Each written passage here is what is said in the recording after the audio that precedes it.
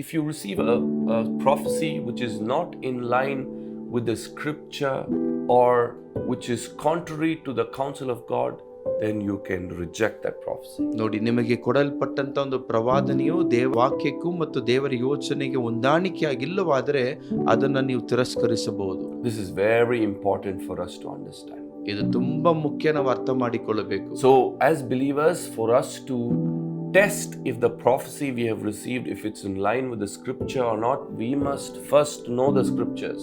ನೋಡಿ, ದೇವರ ಮಕ್ಕಳಾಗಿರುವಂತ ನಮಗೆ ಕೊಡಲ್ಪಟ್ಟಂತ ಪ್ರವಾದನ ವಾಕ್ಯವು ಅದು ವಾಕ್ಯದೊಟ್ಟಿಗೆ ಹೊಂದಾಣಿಕೆಯಲ್ಲಿ ಇದೆಯಾ ಇಲ್ಲೋ ಎಂಬುದಾಗಿ ಗೊತ್ತಾಗಬೇಕಾದ್ರೆ ಮೊದಲು ನಮಗೆ ವಾಕ್ಯ ಗೊತ್ತಿರಬೇಕು. We must study the word.